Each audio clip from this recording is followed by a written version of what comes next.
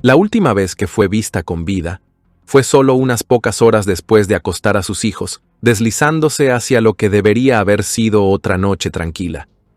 Cuando una esposa desapareció misteriosamente sin dejar rastro, la fachada idílica de la vida familiar se desmoronó rápidamente, revelando una realidad más oscura. Solo unas horas antes de su desaparición, hubo llamadas telefónicas extrañas y sucesos inesperados que sugerían que algo siniestro se estaba gestando. Un teléfono secreto, misteriosas actividades nocturnas y versiones contradictorias de esa fatídica noche comenzaron a salir a la superficie. La investigación se complicó aún más debido a la falta de pruebas físicas, convirtiéndola en un rompecabezas desafiante para las autoridades. ¿Qué ocurrió realmente esa fatídica noche? Queridos espectadores, en este canal descubrirán las historias de crímenes más impactantes, reales y estremecedoras.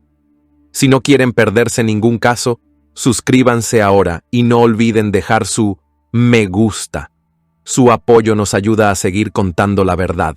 En la mañana del 30 de octubre de 2011, las dos hijas menores de Karen Swift, Ashley, de 9 años, y Key, de 6, despertaron para encontrar que su madre había desaparecido de su hogar. La noche anterior, Ashley había llamado a su madre desde la casa de una amiga, donde estaba en una fiesta de pijamas de Halloween. Sintiendo malestar y ya no queriendo quedarse, le pidió a su madre que la fuera a recoger. Karen, que había estado en una reunión de Halloween, condujo hasta allí para recoger a Ashley, a pesar de no haber planeado regresar esa noche. Alrededor de las 2 de la mañana, madre e hija se acomodaron en la cama juntas, terminando lo que parecía ser una noche relativamente tranquila. Pero cuando las niñas despertaron a la mañana siguiente, Karen había desaparecido. Ashley, que se había quedado dormida al lado de su madre, ahora estaba con su hermana menor Key en otro cuarto. Las niñas habían sido trasladadas durante la noche sin despertarse, dejando un extraño y perturbador vacío en sus recuerdos. Aún más inquietante, el Nissan Murano blanco de Karen, modelo 2004, también había desaparecido. A medida que pasaban las horas y no llegaba ninguna noticia de Karen, la preocupación comenzó a crecer. A las 3 de la tarde ese mismo día, se realizaron 2 llamadas separadas a la oficina del sheriff del condado de Dyer para reportarla como desaparecida. Una llamada fue realizada por su esposo, David Swift, quien había estado tratando de localizarla después de intentar comunicarse con algunos de sus amigos sin éxito. La segunda llamada fue realizada por 2 de esos amigos, Bill y Kathy Bona, después de ver el coche de Karen abandonado a lo largo de Millsfield Highway, a menos de 1 kilómetro de la casa de la familia. Cuando los agentes llegaron al lugar, encontraron a David Swift ya allí con el coche. Él lo había desbloqueado y buscado brevemente en su interior, pero no encontró señales de las pertenencias de Karen. Su teléfono móvil, su bolso y las llaves faltaban, y no había señales inmediatas de lucha. Se encontró un solo tornillo oxidado incrustado en una de las llantas, lo que sugería que Karen había pasado por encima de ese objeto, causando el pinchazo. Ni el agente Alexander ni el sargento Walker, quienes llegaron poco después para ayudar, encontraron nada evidentemente anómalo en el vehículo, ni sangre, ni cristales rotos, ni indicios de que hubiera ocurrido un acto violento. Un examen forense realizado por la Oficina de Investigaciones de Tennessee, TBI, confirmó más tarde la ausencia de evidencia física crítica dentro del SUV. Sin embargo, el agente de Sheriff Alexander notó un detalle inusual. Al preparar el coche para moverlo, descubrió que el asiento del conductor había sido ajustado a una altura cómoda para él. Esto era extraño, considerando que Karen Swift probablemente habría tenido que mover el asiento mucho más cerca del volante. Esta pista sutil planteó inmediatamente preguntas sobre si Karen había sido la última persona en conducir el coche. La búsqueda de Karen Swift comenzó rápidamente, expandiéndose desde el lugar donde se encontró su coche. En las cercanías del vehículo, se encontraron unos pantalones vaqueros y una camisa, que más tarde se confirmaron como pertenecientes a Karen, tirados. Dentro del coche, su disfraz de Halloween de la fiesta de la noche anterior estaba intacto. Su coche abandonado estaba ubicado a solo unos minutos de la casa de los Swift, pero no se habían reportado avistamientos de ella en las horas intermedias después de su regreso con Ashley. El esposo de Karen, David, informó a la policía que había visto a su esposa por última vez alrededor de las 2 de la mañana, cuando regresó con Ashley. No ofreció otros detalles sobre la noche, excepto que Karen había solicitado el divorcio solo 3 semanas antes.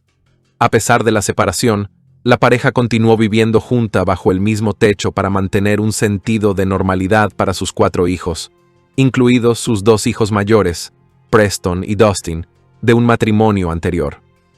Los Swift tenían una relación complicada. Casados por primera vez en 1989, Karen y David parecían ser la pareja típica de un pueblo pequeño, eventualmente dando la bienvenida a 2 niños en su familia. En 1996, la relación dio un giro dramático cuando David comenzó una aventura con una compañera de trabajo, un romance que duró 3 años y resultó en el nacimiento de un hijo. Karen descubrió la infidelidad de su esposo cuando nació el niño, y en el año 2000 solicitó el divorcio. La disolución de su matrimonio parecía inevitable, pero justo cuando se secó la tinta de sus papeles de divorcio, sucedió algo extraño. Los dos comenzaron a reconciliarse, y más tarde, ese mismo año, se volvieron a casar en el aniversario de su boda original. Esta historia turbulenta añadió complejidad a la investigación, ya que los detectives intentaban reunir piezas sobre si la reciente solicitud de divorcio de Karen había reavivado viejas tensiones o si otros factores más oscuros estaban en juego. Aunque David permaneció cooperativo en la investigación, sus indiscreciones pasadas y el momento de la desaparición de Karen crearon un aire de sospecha a su alrededor. Aún así, nunca surgió ninguna prueba contundente que lo vinculara de manera definitiva con el destino de su esposa. La segunda vez, después de su reconciliación y nuevo matrimonio, Karen y David Swift dieron la bienvenida a 2 hijos más, ambas niñas, Ashley y Key. Esto parecía marcar un nuevo capítulo para la pareja, pero pronto sería Karen quien cruzaría los límites del matrimonio. Comenzó una aventura, invirtiendo la narrativa de su tumultuosa relación. En respuesta a la infidelidad de Karen, David, tomando el control de la situación, decidió que la familia necesitaba un nuevo comienzo. En ese momento, la familia vivía en Arkansas. David dejó su trabajo, encontró rápidamente otro en gestión de manufactura en Dyersburg, Tennessee, y, sin consultar a Karen, compró una nueva casa. La decisión de trasladar a la familia se tomó rápidamente, y de manera tan abrupta, que su hijo mayor, Preston, se quedó atrás para terminar el año escolar, mientras el resto de la familia empacaba y se mudaba a su nuevo hogar en Tennessee. La casa era completamente desconocida para Karen, quien la vio por primera vez cuando estaba descargando cajas en ella. A pesar de la mudanza repentina e inesperada, Karen se adaptó a su nuevo entorno más rápido de lo que se podría haber esperado. Aparentemente, a David le gustaba que ella no trabajara, pero la independiente y extrovertida Karen encontró maneras de ganar su propio dinero. Comenzó a limpiar casas y a hacer trabajos de jardinería. Su pasión por el ejercicio físico también la llevó a comenzar a enseñar clases de aeróbicos, donde rápidamente se convirtió en una figura destacada en su comunidad. La naturaleza extrovertida y alegre de Karen le ayudó a hacer nuevos amigos en Dyersburg. Aquellos que la conocían la describían como una persona verdaderamente desinteresada, alguien que siempre ponía las necesidades y el bienestar de los demás por encima de los suyos, a veces en detrimento de ella misma. Sin embargo, a pesar de su aparente fortaleza y resiliencia, el matrimonio de Karen volvió a estar en terreno inestable. La reconciliación de la pareja no había borrado sus problemas pasados, y pronto quedó claro que su relación se dirigía hacia otro divorcio. Karen, aunque mantenía su actitud positiva por fuera, se había vuelto temerosa del comportamiento de David. Confió en algunos amigos sobre sus preocupaciones, mencionando que David había comenzado a seguirla cuando salía y que la confrontaba cuando pasaba tiempo con sus amigas. No obstante, Karen restaba importancia a la gravedad de la situación. A menudo, tranquilizaba a sus amigos diciendo que no había razón para estar demasiado preocupados.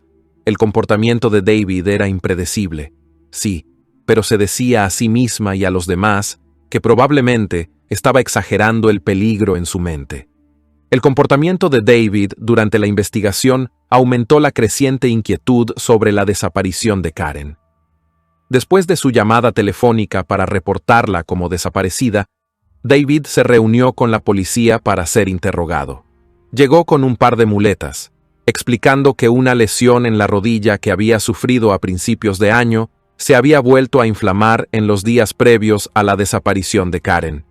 Esta lesión se convertiría en un punto de discusión importante más tarde, generando preguntas sobre la capacidad o incapacidad de David para haber estado involucrado en la desaparición de Karen de una manera más física.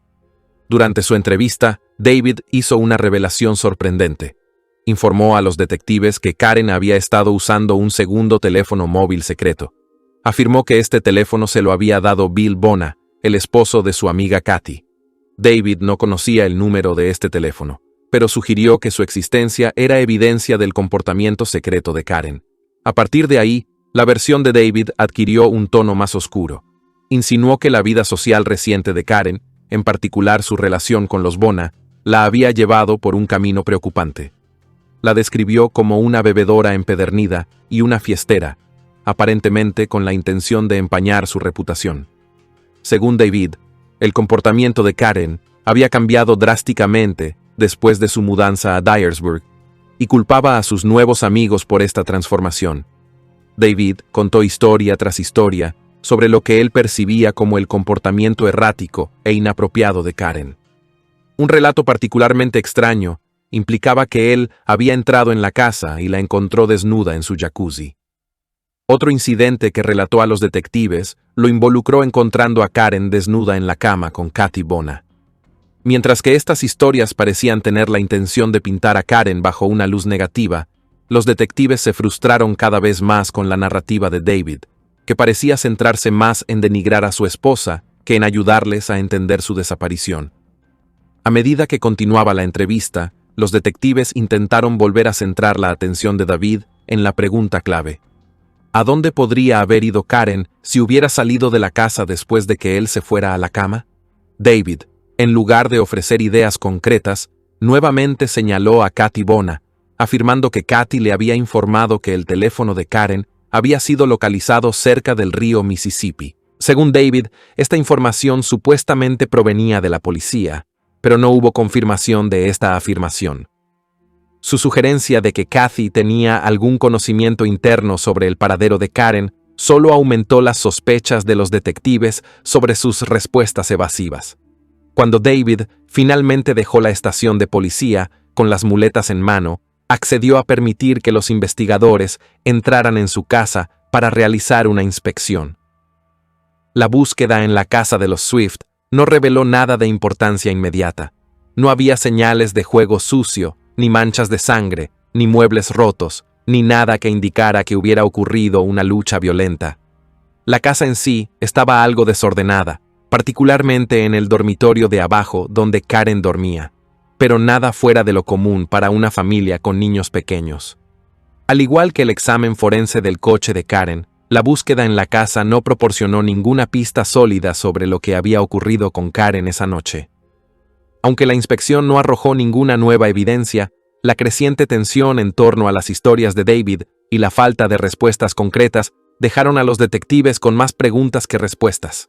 A medida que avanzaba la investigación, los intentos de David por controlar la narrativa sobre la vida y desaparición de Karen se someterían a un mayor escrutinio. Su juicio rápido sobre el nuevo círculo social de Karen y su enfoque en su comportamiento pintaban un contraste marcado con la mujer que sus amigos describían, alguien que siempre había sido cariñosa, responsable y devota a sus hijos, incluso en medio de la turbulencia personal. Mientras que la perspectiva de David ofreció una versión de los hechos, dejó a muchos preguntándose si había algo más en la historia de lo que él estaba dispuesto a compartir. Fuera de la casa de los Swift, el investigador Terry McCree hizo un descubrimiento que más tarde levantaría sospechas: 7 galones de blanqueador. David Swift dio una explicación, diciendo que el blanqueador era necesario debido a un incidente con sus perros. Un vecino de los Swift, John Hochschutter, había sido arrestado el mismo día de la desaparición de Karen por cargos de crueldad animal. Se le acusó de envenenar a los perros de los Swift, junto con otros animales del vecindario. Hochschutter luego afirmó que el envenenamiento había sido accidental, asegurando que ni siquiera sabía cómo eran los perros de los Swift. Según Hochschutter, había colocado matamoscas alrededor de su propiedad para lidiar con las moscas que se habían reunido alrededor de materiales de construcción en su jardín. David había utilizado el blanqueador para limpiar el vómito dejado por los perros envenenados. Aunque esto pareció satisfacer inicialmente a los investigadores, el blanqueador no fue tomado como evidencia, pero la implicación de Hochschutter en la desaparición de Karen se convirtió en un punto de interés. Mientras McCree registraba la propiedad, también descubrió papeles de divorcio escondidos bajo una llanta en la parte trasera del vehículo de David. Los papeles que Karen le había entregado a David indicaban que su matrimonio estaba en proceso de ser disuelto. A medida que los días se convertían en semanas y no había señales de Karen, los detectives comenzaron a frustrarse cada vez más. Le pidieron a David Swift que regresara a la estación para otro interrogatorio. Para ese momento, David ya había dado múltiples versiones de los hechos sobre la última vez que vio a su esposa. Sus historias variaban en detalles menores pero significativos. Inicialmente, afirmó que no había visto a Karen, solo le había hablado desde la parte superior de las escaleras.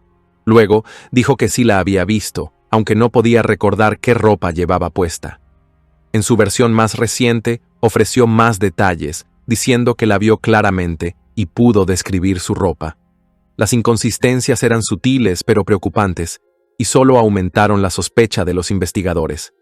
Cuando la entrevista terminó, David preguntó sobre el estado de la investigación. Le dijeron que la búsqueda de Karen aún estaba en curso, aunque el progreso era lento. El caso continuó arrastrándose durante meses, con pocas pistas nuevas. Sin embargo, un avance ocurrió cuando el oficial Jason Page hizo un descubrimiento significativo. Se encontraron 2 teléfonos celulares en un área boscosa a unos 45 metros de Harness Road, aproximadamente a 500 metros de la casa de la familia Swift. Ambos teléfonos, el teléfono regular de Karen, de Verizon, y el segundo teléfono secreto, conocido como el Voyager, fueron recuperados en proximidad, entre el lugar donde se encontraba el coche abandonado de Karen y su casa. Los datos del teléfono celular resultaron ser cruciales. Los investigadores descubrieron que David había instalado un amplificador de señal en la casa familiar, un dispositivo que mejoraba las señales celulares en su área rural. Este amplificador conectaba automáticamente cualquier teléfono dentro de su alcance, registrando la hora y la fecha de cada conexión. A través de estos datos, los detectives pudieron establecer una línea de tiempo. El teléfono de Verizon de Karen se conectó al amplificador justo después de las 2 de la mañana del 30 de octubre, confirmando que había regresado a casa con su hija Ashley después de recogerla de la fiesta de pijamas. El teléfono se desconectó del amplificador a las 4:38 de la mañana, lo que indicaba que había salido de la casa.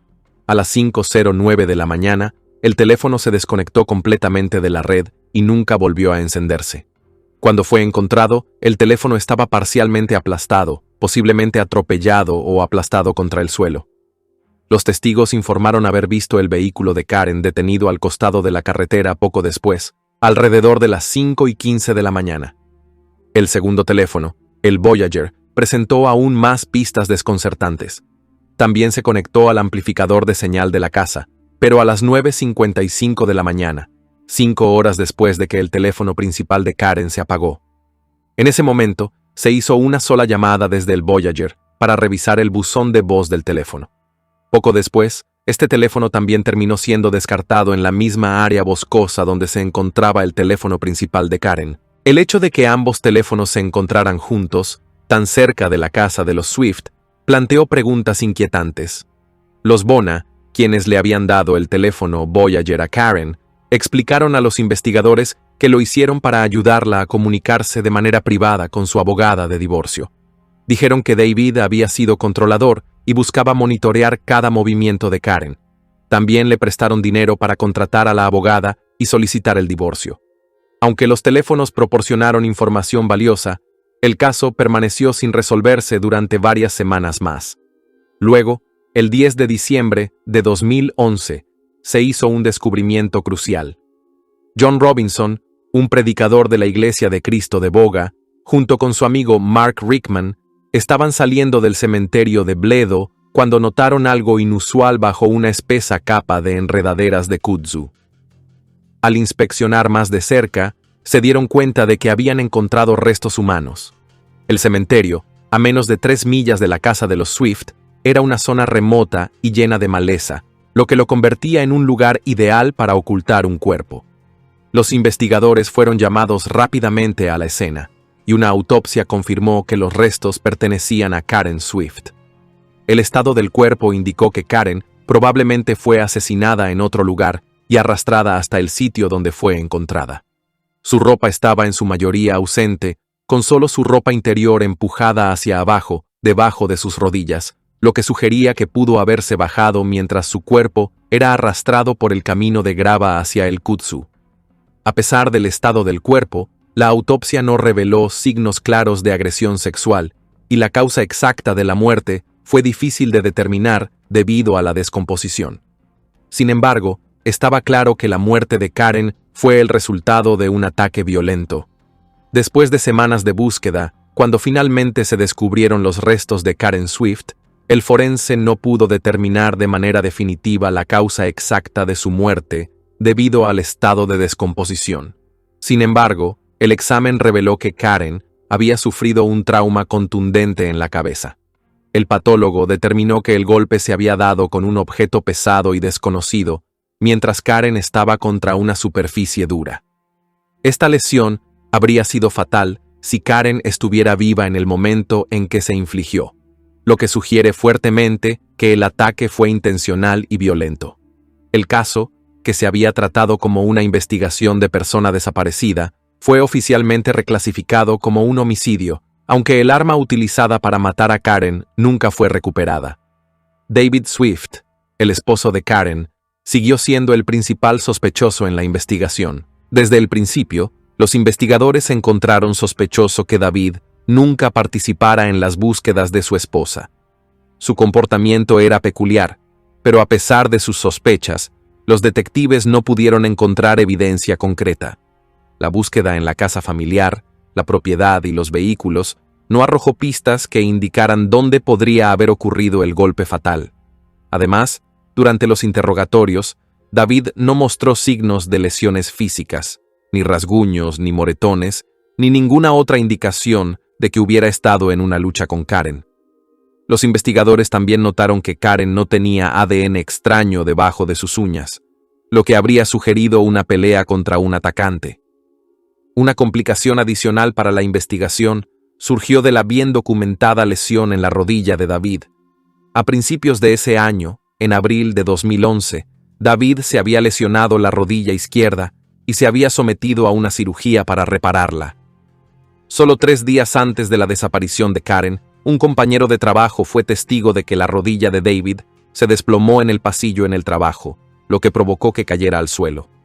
Durante los días previos y muchos después de la muerte de Karen, se informó que David dependía de las muletas y no podía poner todo el peso de su cuerpo sobre su pierna lesionada. Esto creó un gran rompecabezas para los investigadores. Si David estaba físicamente incapacitado, ¿cómo pudo haber cometido un asesinato tan brutal?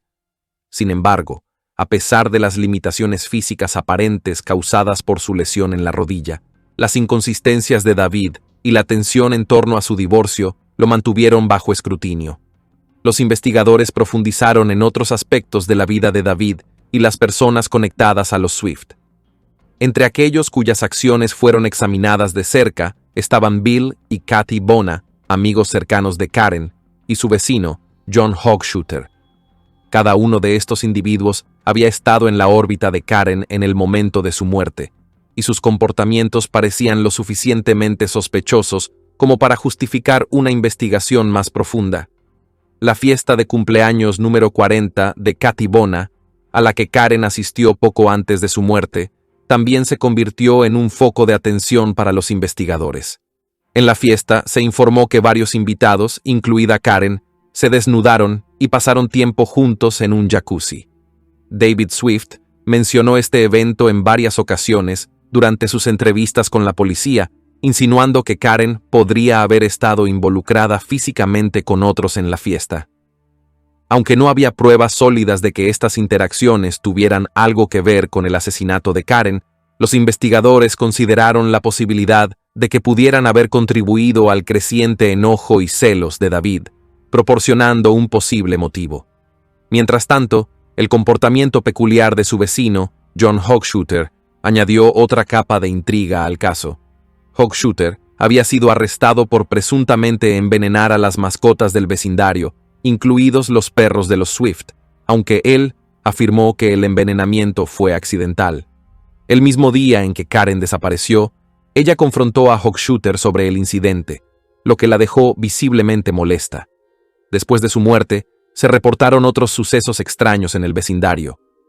Uno de los hijos de los Swift, Dustin, relató un encuentro inquietante con un hombre cerca del cementerio de Bledo, poco antes de que se encontraran los restos de Karen allí. El hombre estaba usando un detector de metales y dijo que estaba haciendo ejercicio en el cementerio. Al ser cuestionado más a fondo, el hombre dijo que estaba buscando un reloj perdido, lo cual era extraño, ya que Dustin había notado que el hombre ya llevaba puesto un reloj. Este extraño encuentro, aunque no estaba directamente vinculado a la muerte de Karen, añadió más misterio al caso. A medida que pasaron los años sin arrestos, la especulación sobre el asesinato de Karen solo creció, tanto en los medios de comunicación como en la comunidad local. La familia Swift finalmente dejó Dyersburg, y David se volvió a casar y se mudó al condado de Jefferson, Alabama. Sin embargo, la presión pública sobre las autoridades de Tennessee para acusar a alguien por el asesinato de Karen se mantuvo. Los investigadores, incluidos Terry McCree, continuaron revisando el expediente del caso, construyendo una teoría que seguía señalando a David Swift. Creían que, impulsado por la ira por la decisión de Karen de solicitar el divorcio y sintiendo una pérdida de control, David comenzó a planear el asesinato de su esposa en los días previos a su muerte. Uno de los elementos más preocupantes de esta teoría era la posibilidad de que David hubiera fingido la gravedad de su lesión en la rodilla para crear una coartada. Los investigadores especularon que su colapso en el trabajo, presenciado por su compañero de trabajo, podría haber sido una puesta en escena para dar la impresión de que era físicamente incapaz de cometer un asesinato. Según esta teoría, la ira de David, por el hecho de que Karen asistiera a una fiesta de Halloween con Bill y Kathy Bona, en lugar de cenar con él, alimentó aún más su rabia. Se creía que Karen fue atacada mientras dormía, ya que no había heridas defensivas, y pudo haber sido sorprendida completamente desprevenida. Sin embargo, los investigadores tuvieron dificultades para determinar exactamente dónde se había dado el golpe fatal, ya que no se encontraron señales de lucha violenta en el dormitorio ni en otras partes de la casa. Añadiendo complejidad al caso, se teorizó que David pudo haber movido a su hija Ashley, que había estado durmiendo en la misma cama que Karen, a otro cuarto antes de atacar a su esposa. Esto habría asegurado que la niña no se despertara con la violencia. Aunque se sospechó que la estrangulación fue el medio utilizado para someter a Karen, la verdadera naturaleza del ataque seguía siendo incierta debido a la falta de evidencia. Los investigadores creyeron que el cuerpo de Karen Swift fue arrastrado al garaje, donde recibió el golpe fatal en la cabeza. Esta lesión, infligida con un objeto contundente, probablemente se dio mientras ella yacía contra una superficie dura. Después de dejarla incapacitada, David Swift presuntamente la colocó en su vehículo o en el suyo, y luego condujo 3 millas hasta el cementerio de Bledo, donde arrojó su cuerpo debajo de una espesa maraña de enredaderas. Esta área, oculta por el kudzu y la maleza, era lo suficientemente aislada como para que sus restos no fueran fácilmente vistos, pero aún lo suficientemente cerca de la casa de los Swift, como para que el viaje fuera plausible dentro de la línea de tiempo que los detectives estaban reconstruyendo. En un esfuerzo por entender la secuencia de eventos que siguieron, Los detectives reconstruyeron la ruta que David podría haber tomado esa noche. Especularon que, después de dejar el cuerpo de Karen en el cementerio, él regresó a la casa para preparar el escenario de su aparente desaparición. Según esta teoría, David quería que pareciera que Karen había salido sola, solo para tener problemas con el automóvil en las primeras horas de la mañana. Para que este escenario pareciera creíble, pinchó uno de sus neumáticos usando un tornillo viejo que encontró en el garaje y dejó escapar el aire, creando la ilusión de un neumático desinflado. Luego, alrededor de las 4:40 de la mañana, justo minutos después de que el teléfono de Karen se desconectara del amplificador de señal de la casa, condujo su Nissan hasta un lugar no muy lejos de la casa, pero lo suficientemente lejos como para que pareciera que ella había quedado varada. En el camino, David supuestamente desechó su teléfono principal, un dispositivo Verizon, arrojándolo al bosque. Sin embargo, Karen tenía un segundo teléfono celular, su Voyager, escondido en un dormitorio de la planta baja, probablemente desconocido para David en ese momento. Los investigadores sospechaban que David descubrió este segundo teléfono después de regresar de desechar el primero. Debió haberlo buscado con pánico, revolviendo la habitación en el proceso, y una vez que lo encontró, accedió a su buzón de voz y revisó su contenido. Las pruebas mostraron que se hizo una llamada para revisar el buzón de voz alrededor de las 9:55 de la mañana, al día siguiente de la desaparición de Karen, mucho después de que el primer teléfono se desconectara de la red. Una vez que David terminó con el teléfono, condujo nuevamente hacia el bosque donde había descartado el teléfono Verizon y tiró el Voyager cerca, asegurándose de que ambos dispositivos fueran encontrados juntos. Antes de llamar a los amigos de Karen y fingir preocupación por su desaparición, los investigadores teorizaban que David limpió el garaje usando los 7 galones de blanqueador encontrados afuera de la casa.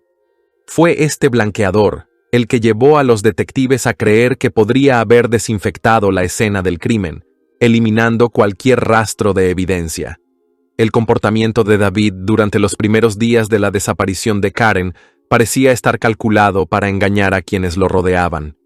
Se puso en contacto con amigos, vecinos y la policía, actuando como si no tuviera idea de lo que le pudo haber sucedido a su esposa.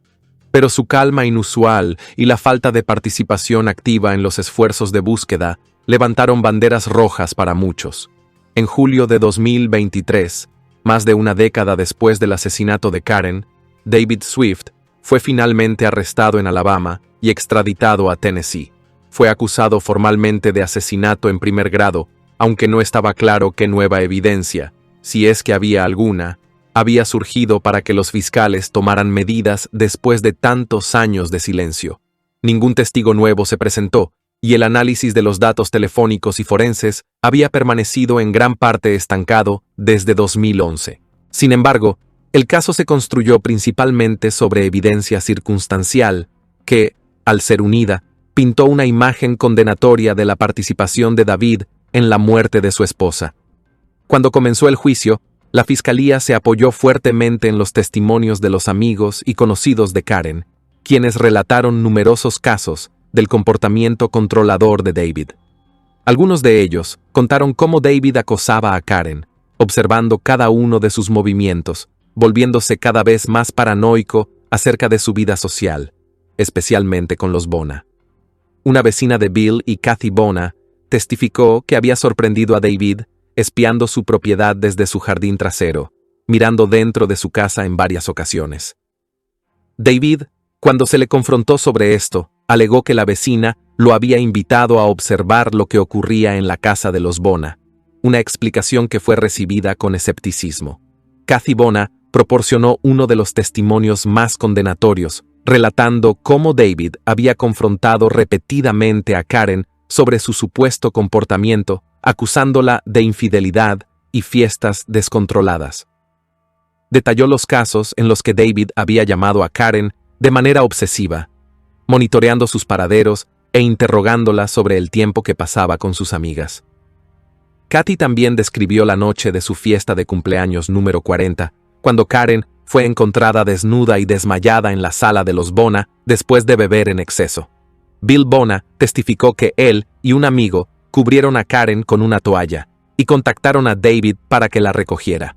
La amiga de Karen, Robin, disputó esta versión de los hechos, agregando más confusión a la cronología, pero el incidente pintó un cuadro de un matrimonio tensionado por los celos y la desconfianza.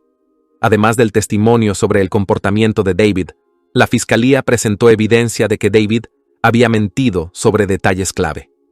Una de las revelaciones más significativas fue el hecho de que David había llamado al teléfono secreto Voyager de Karen varias veces antes de su muerte, a pesar de haber afirmado que solo había descubierto su existencia recientemente. Este fue un punto crítico, porque la fiscalía argumentó que David estaba bien al tanto de las comunicaciones secretas de Karen, probablemente con su abogada de divorcio, y que este conocimiento había alimentado aún más su ira. Además, David había afirmado que estaba dormido entre las 2 de la madrugada y las 10 de la mañana en que Karen desapareció. Sin embargo, las pruebas forenses de su computadora y teléfono mostraron que alguien había estado despierto en las primeras horas, alrededor de las 3 de la madrugada, descargando fotos de Karen, incluidas imágenes de su nuevo tatuaje. Esto contradijo su declaración y generó dudas sobre su coartada. Otra evidencia pintó un cuadro del estado de ánimo de David después de la desaparición de Karen.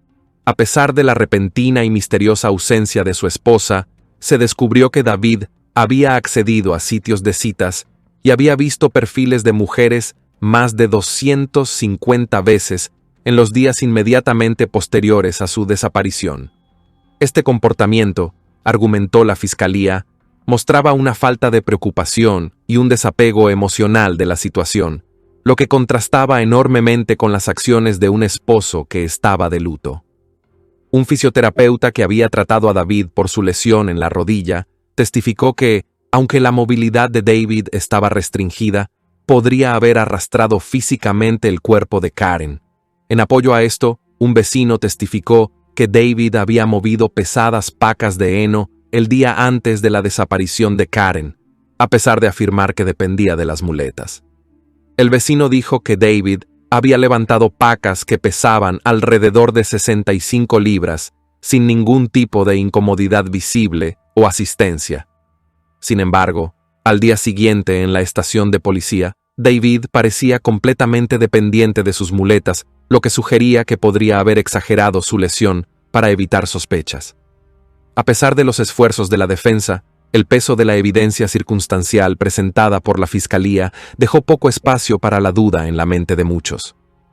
El comportamiento de David Swift, tanto antes como después de la desaparición de Karen, combinado con la cronología y las contradicciones en su relato, sugirió un esfuerzo calculado para encubrir su implicación en el asesinato de su esposa. A medida que el juicio avanzaba, el jurado tendría que sopesar la evidencia y los testimonios disponibles para determinar si David Swift realmente le había quitado la vida a su esposa en un acto frío y premeditado de violencia, o si los años de sospecha simplemente se habían acumulado contra un hombre inocente. La fiscalía argumentó que, para que Karen se fuera por su cuenta, una serie de eventos altamente improbables deberían haber ocurrido. En primer lugar, habría necesitado planes para encontrarse con alguien, pero no había evidencia de tales arreglos, ni mensajes de texto, llamadas ni otras indicaciones de que ella planeaba irse esa noche. Lo más desconcertante era la idea de que ella habría movido a sus 2 hijas, Ashley de su propia cama y Kay de la cama de su esposo David, antes de escabullirse. Si realmente estaba escapando, ¿por qué habría tomado el riesgo de despertar a David moviendo a las niñas? Este punto parecía especialmente importante porque se decía que Karen había tomado un Benadryl antes de dormir esa noche. El Benadryl, que se usa comúnmente como un somnífero, la habría dejado somnolienta. Entonces, ¿por qué habría tomado deliberadamente un sedante si planeaba salir de la casa dentro de pocas horas? Sin embargo, la defensa intentó socavar todas las teorías de la fiscalía al señalar inconsistencias clave. Se centraron en las limitaciones físicas de David debido a su lesión en la pierna, que había requerido cirugía tanto antes como después de la muerte de Karen. Según su equipo de defensa, David no habría podido someter físicamente a Karen ni deshacerse de su cuerpo.